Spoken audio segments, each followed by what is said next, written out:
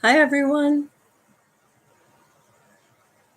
I just got done snowshoeing woof, for about a mile. Good exercise. Had my heart pumping. And I realized the last time that I read, I think I only got one story done because there was a massive car accident that two telephone poles went down and all the internet went down and some phone services, cable TV services. And I think a lot of people didn't even start getting their services back till 2 a.m. the next day. So it cut me off. Got one story in. So I was pretty sure I got that whole story in because I listened to it. And I'm going to start with story 20, An Eye for an Eye. And we're reading God, Faith, and Reason by Dr. Michael Savage. Okay, An Eye for an Eye. Exodus contains all sort of rules about an eye for an eye, which are self-explanatory. We don't live in an eye for an eye world. And many of us feel that the justice system is flawed because punishments don't fit the crimes. It seems to most of us that the true criminals are not punished sufficiently.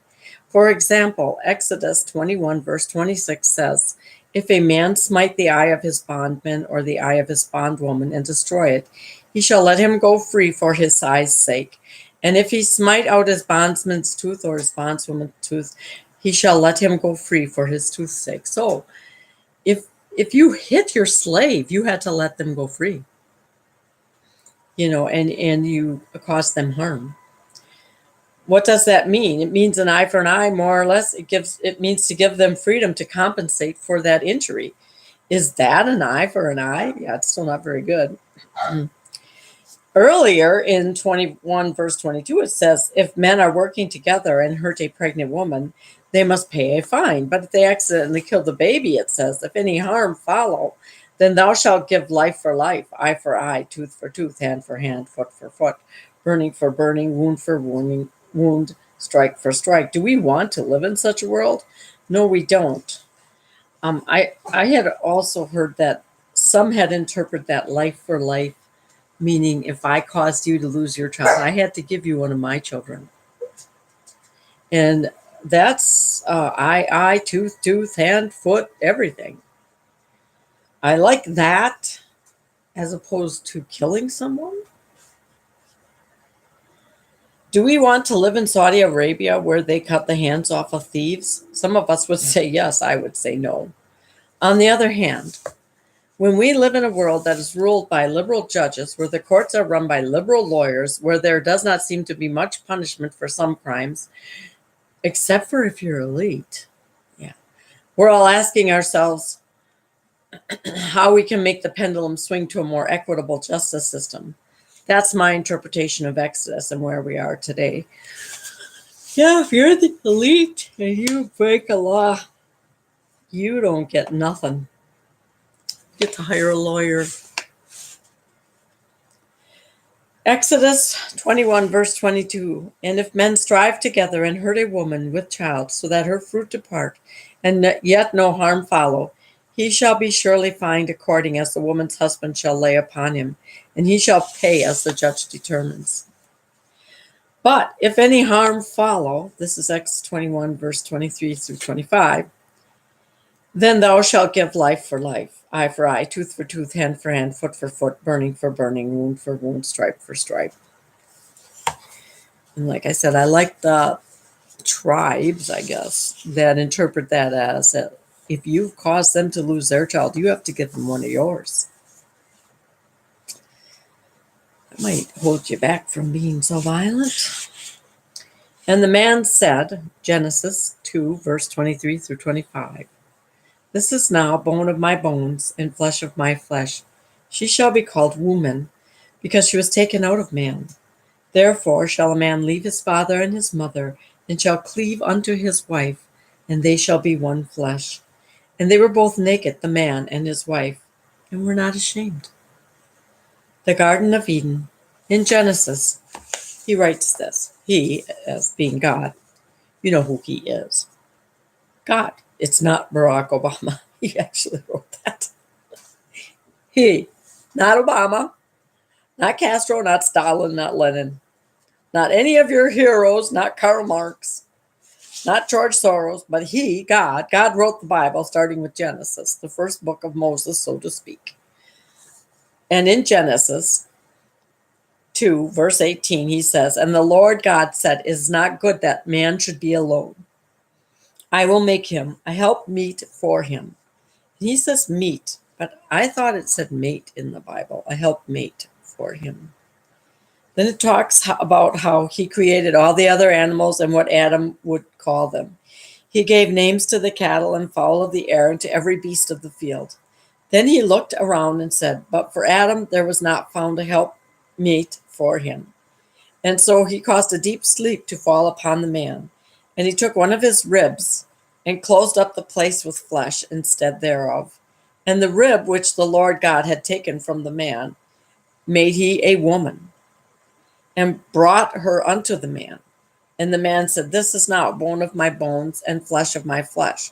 She shall be called woman, because she was taken out of man." Now listen to the rest of this. Listen to it as poetry. "Therefore shall a man leave his father and his mother, and shall cleave unto his wife, and they shall be one flesh. And they were both naked, the man and his wife, and were not ashamed." I could spend an entire book on that one passage from Genesis, but I don't think it takes an entire book to show that since the beginning of recorded history, all religions have recognized that it's man and woman, that there's no need for a third sex bathroom. You have mental problems. You're not sure who you are. We're sorry for you. We're not going to hurt you. We accept you, but please don't twist our children's minds. Every culture, every religion, every people on the planet, every dog, every cat, every mouse, every bird, every pigeon, everything on earth understands that, except for the people in San Francisco. As I read a thing like that, I look further, and that's usually when I turn to the Rock of Ages. It's not that I believe every word.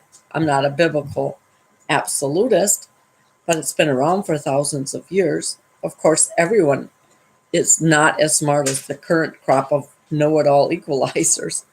I understand that. Poor people who believed in God and the Bible all these years, they just didn't have the brains of Obama and the other atheists around him, but they did the best they could. We know what Sodom and Gomorrah are. The story has metaphorical power. Then the Lord caused rain upon Sodom and Gomorrah, brimstone and fire from the Lord out of heaven. And he overthrew those cities and all the plain and all the inhabitants of the cities, that which grew upon the ground. But Lot's wife looked back from behind him, and she became a pillar of salt. From that biblical phrase came the statement, "Don't look back." And I never thought of it in that. Don't look back. Don't look back at your past. Look forward. You can't relive your past. You can't fix it. You only have forward to look forward to. Remember Bob Dylan's song in the movie Don't Look Back? I'm impressed with how much great literature is based upon biblical stories or biblical truths, if you want to put it that way. I know it sounds suspicious, but I got weirdly teary reading about Cain and the part about east of Eden. I can't put my finger on it. And he has Genesis 19, verse 24 through 26. Then the Lord caused to rain upon Sodom and upon Gomorrah brimstone and fire from the Lord out of heaven. And he overthrew those cities and all the plain and all the inhabitants of the cities, and that which grew upon the ground.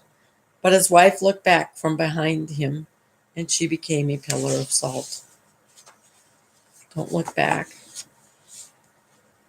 I wish I could. It moved me because of the power of the words of the Bible. When you think about the three great religions on earth, Judaism, Christianity, and Islam, there are three religions that are fundamentally tied by one common thread, monotheism.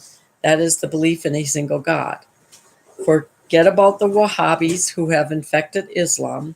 Forget about the fact that Saudi Arabia has poisoned Islam. And at least for the moment, if you look at the purity of Islam, and you denude Islam of its hatred of the killing and the murdering of infidels, there's so much beauty in all three religions. And they all come from the same source, which is the belief in God. And as a matter of fact, I think Islam arose out of when Abraham's wife, Sarah, gave him her handmaiden to sleep with, and he bore a son. And then after that, and they named him Ishmael. And I think Islam is supposed to arrive from Ishmael. And then the other religion, the Jewish religion, comes from their son Isaac, which means laughter. They named him Laughter. They called him Laughter, for he came after the father had made an impossible dream to come true. The birth of a baby to a helpless old lady. So they called him Laughter, as no other word would do. I always like that song. East of Eden. If you ask even the most uneducated person you know about the Garden of Eden, they know what you're talking about. Everyone knows what the Garden of Eden is. The minute you say it, they get an image. It may mean different things to different people, but there is another place east of Eden referenced in the Bible, which is the land of Nod. That's funny because junkies say he nodded out. People say you want to nod off. Where does the word nod come from? How does that refer to someone nodding off or nodding out? I gave him a nod of approval. Well, the book of Genesis in the Hebrew Bible says that there's a place east of Eden where Cain was exiled by God after he had murdered his brother, Abel. He was sent from the Garden of Eden to a place called Nod. Genesis 4, verse 16 says, And Cain went out from the presence of the Lord and dwelt in the land of Nod, east of Eden. What does that mean, the land of Nod? Nod is the Hebrew root of the verb to wander. So if you live in the land of Nod, that means you are a wandering person. You are a cast-off. The wandering Jew lives in Nod. Of course, the colloquial meaning of the word nod in English is to fall asleep, to nod off. If you say wandering around in your dreams, I suppose. That person's going to the land of Nod. That means he or she is going to sleep. Genesis 4, verse 17 says that after arriving in the land of Nod, Cain's wife bore him a son, Enoch, in whose name he built the first city. It's fascinating to me. There are places named after the land of Nod. There are popular cultural references such as John Steinbeck's famous novel, East of Eden. Two of its central themes are the betrayal of a brother and the land of sleep. And he has another verse, Genesis 4, verse 16. And Cain went out from the presence of the Lord and dwelt in the land of Nod on the east of Eden. And that's as far as we're going today. We're going to end the stream. All right. Here we go. Ending the stream. God bless ya. Hope you're enjoying reading this book with me. Bye.